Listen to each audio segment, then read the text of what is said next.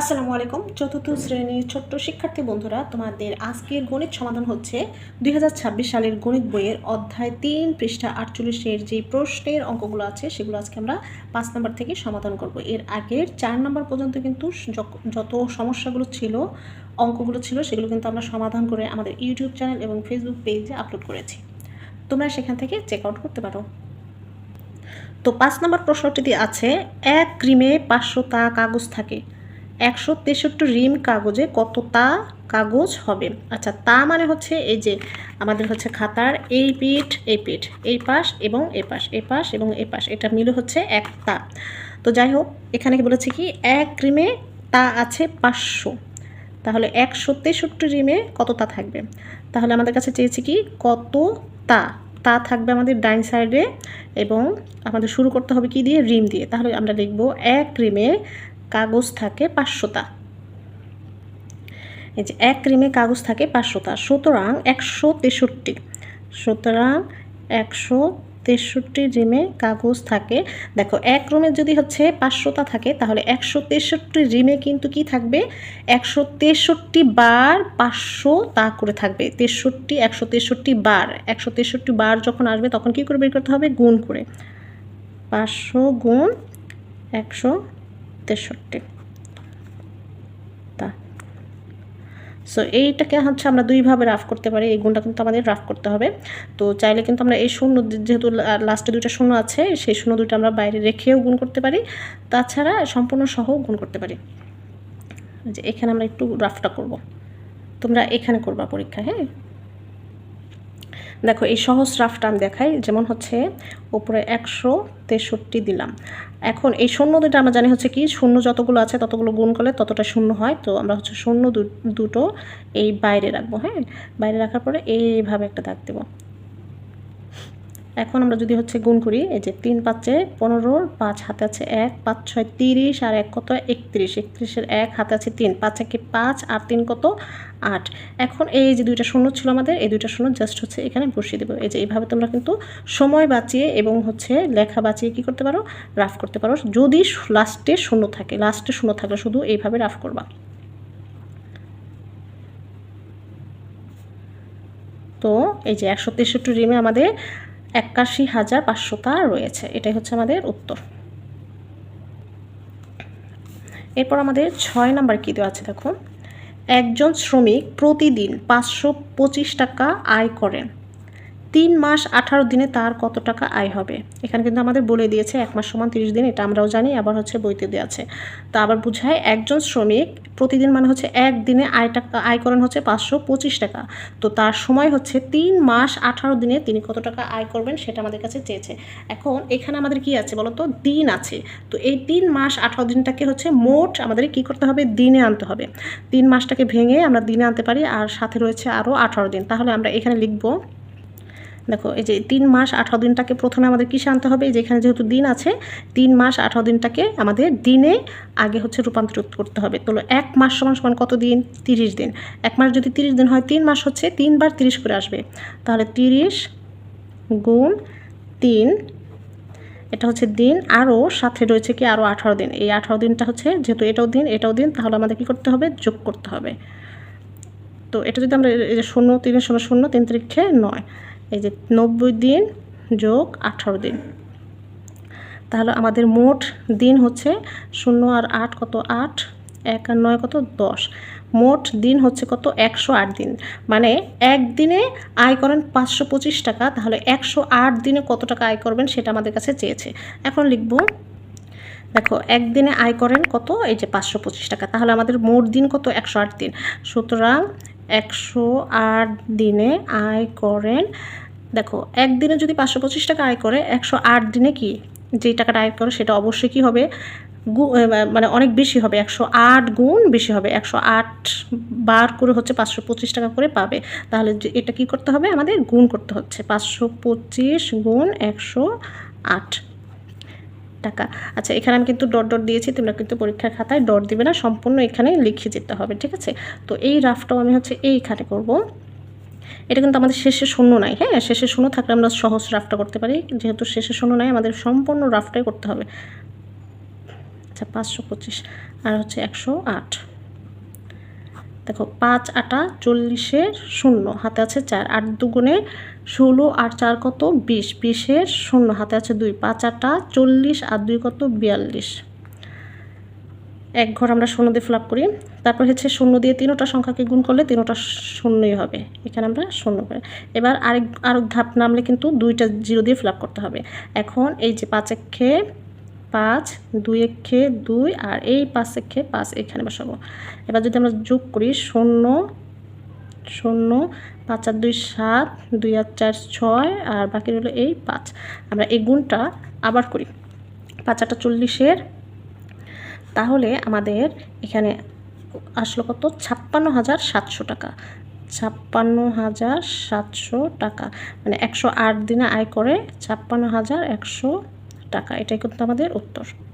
So আশা করি এটা বুঝতে পেরেছ। 7 নম্বর প্রশ্নটি আছে, ছাবিহা সেলাই করে প্রতিদিন 650 টাকা আয় করেন, তিনি 235 দিনে কত টাকা আয় করবেন?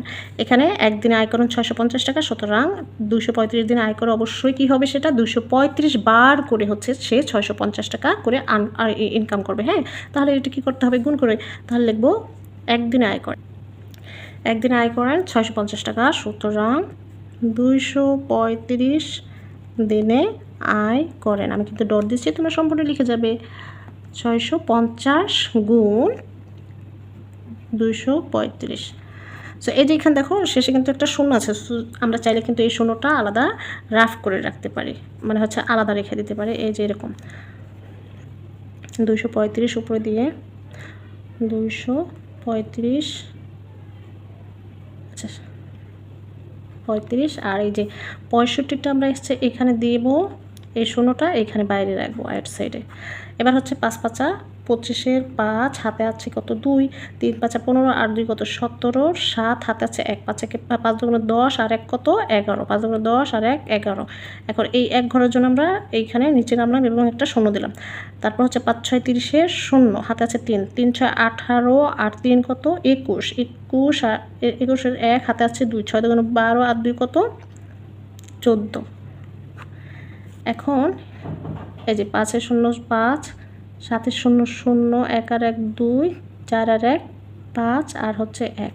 এই যে বাকি ছিল কত 0, এইখানে আমাদের এই 16টা দিতে হবে। সো আশা করি তোমরা এই গুণটা বুঝতে পেরেছো।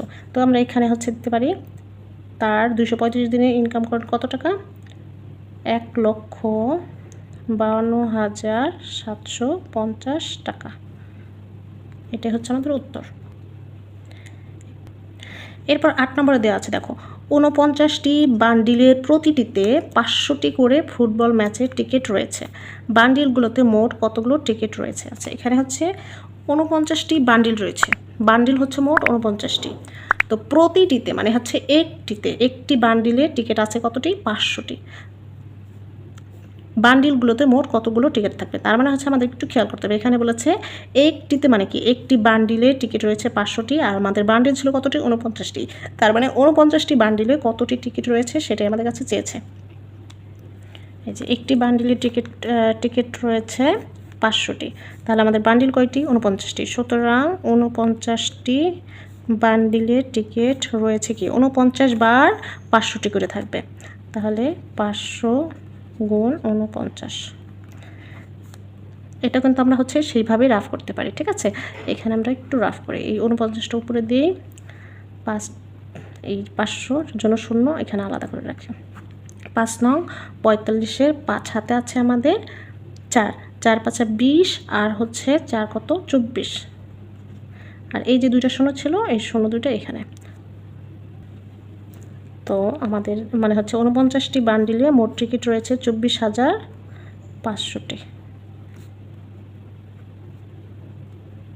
এরপর 9 নম্বর আছে, একটি চকলেটের বাক্সে 250টি চকলেট আছে, এরূপ 647টি বাক্সে কতগুলো চকলেট রয়েছে? এটা খুবই সহজ, একটি বাক্সে চকলেট আছে এতটি আর এতগুলো বাক্স অবশ্যই কী থাকবে 647 বার 250টি করে চকলেট থাকবে, এটাও আমাদের গুণ করে বের করতে হবে। একটি বাক্সে চকলেট রয়েছে কতটি 250টি, সুতরাং 647টি। একটি বাক্সে চকলেট, আচ্ছা আমি কিন্তু বারবার বলছি, আমরা এখানে ডট ডট দিয়েছি, তোমরা কিন্তু এখানে সম্পূর্ণ লিখে যাবা। তাহলে এখানে আমরা হচ্ছে লিখব 647 গুণন 250টি, আমরা এখানে রাফ করতে পারি। সো এই শূন্যটা হচ্ছে আমরা আলাদা রেখে দেব 647, আর এইখানে হচ্ছে এই শূন্যটা হচ্ছে এইখানে বাইরে দেব। মানে এই শূন্যটা দিলে হচ্ছে কি তোমাদের হচ্ছে এই ধাপগুলো হচ্ছে কি হয়ে যায়, একটু কমে যায় এবং অঙ্কটা খুব সহজেই খুব অল্প সময় এবং সহজেই শেষ করা যায়।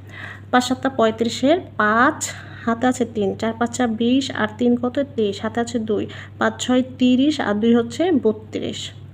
এই যে 2-এর জন্য নিচে নামবো আমরা, 0 দিব। 7 2 14, 4 হাতে আছে 1, 4 2 8, আর 1 কত 9, 6 2 12। এখন আমরা হচ্ছে এটা 0 আর 5 যোগ করলে 5, 4 আর 3 যোগ করলে 7, 9 আর 2 যোগ করলে কত 11, 1 হাতে আছে 2, 2 আর 1 3, 3 আর 3 6, আর এইখানে রয়েছিল 1। আর এই যে শূন্যটা, সেই শূন্যটা আমরা জাস্ট হচ্ছে এখানে বসিয়ে দেব। সো আমাদের চকলেট আছে মোট কতটি, অনেক চকলেট, 1,61,750টি চকলেট আছে, মানে 647টি বাক্সে। তো এটাই হচ্ছে কিন্তু আমাদের উত্তর। এরপর 10 নম্বরটা কি আছে, মুহিব সাহেব প্রতি মাসে 2345 টাকা সঞ্চয় করেন, তিনি 16 বছরে কত টাকা সঞ্চয় করেন? আচ্ছা, এক মাসে সঞ্চয়করণ হচ্ছে মানে জমাকরণ হচ্ছে 2345 টাকা, তাহলে 16 বছরে তিনি মোট কত টাকা সঞ্চয় করবেন? আমরা এখানে দেখতে পাচ্ছি যে এখানে কি আছে মাস, বাট এখানে আছে কি বছর। তার মানে আমাদের এই বছরটাকে কিসে আনতে হবে, এই মাসে আনতে হবে, বছরটাকে মাসে আনতে হবে। এই যে বছরটাকে আমাদের আগে মাসে আনতে হবে, তাহলে আমরা জানি 1 বছর সমান সমান কত 12 মাস। সুতরাং এই যে 16 বছর আছে, 16 বছরটাকে আমরা মাসে ভাঙবো। 16 বছর অবশ্যই কী হবে 12 সাথে গুণ হবে, তাহলে এখানে আমরা হচ্ছে 12 ঘর নামটা যদি পড়ি আচ্ছা এখানে যারা হচ্ছে না পারো তাদের জন্য হচ্ছে আমি একটু রাফ করে দিই।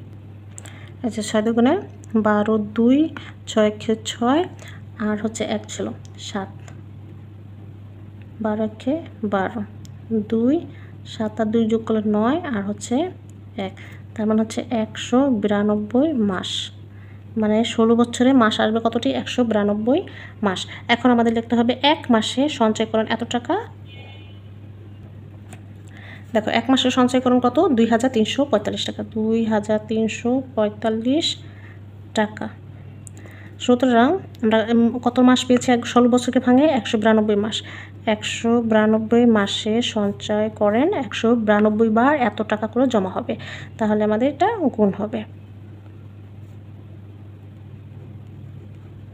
টাকা।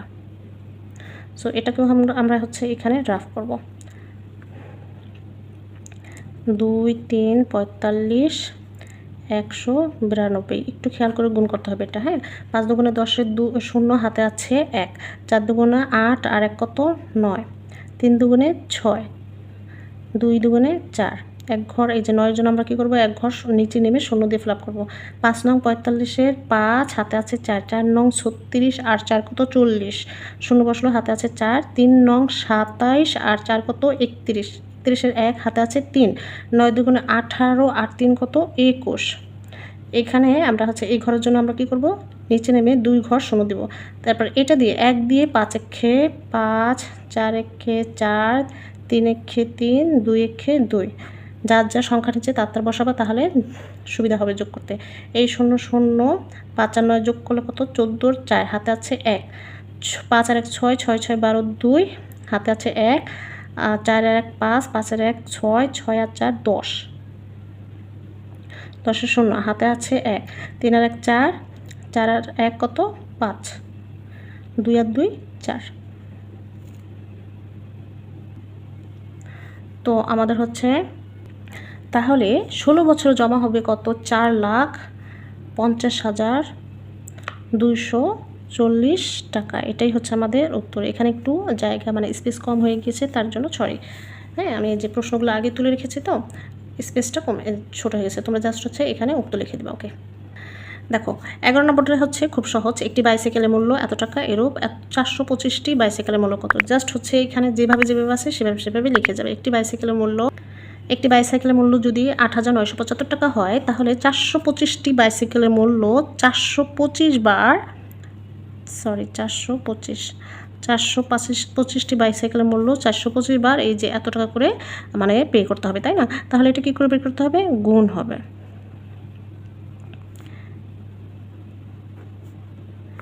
আমরা এখানে রাফ করি 8, 9, 7, 5, 4, 2, 5। দেখো 5 5 25-এর 5 হাতে আছে 2, 5 7 35, আর 2 কত 37, হাতে আছে 3, 5 নং 45, আর 3 কত 48, হাতে আছে 4, 5 8 40, আর 4 কত 44। এক ঘরে যে এটা নিচে নামবো, শূন্যতা ফিল আপ করবো। 5 10-এ 5 দুগুণে 10-এর 0, 7 দুগুণে 14, আর হাতে ছিল 1, 15-র 5, হাতে আছে 1, 9 দুগুণে 18, আর 1 কত 18, আর 1 কত 19, 19-এর 9, হাতে আছে 1, 8 দুগুণে 16, আর 1 কত 17। এই যে সংখ্যাগুলো যার যার নিচে বসাবা।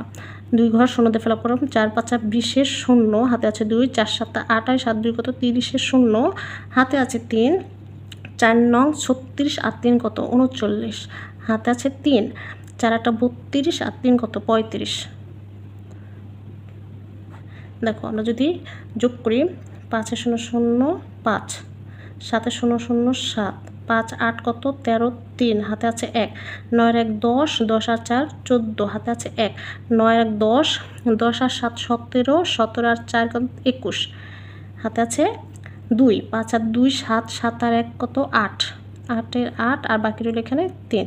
তাহলে আমাদের 425টি বাইসাইকেল কিনতে টাকা লাগবে কতগুলো?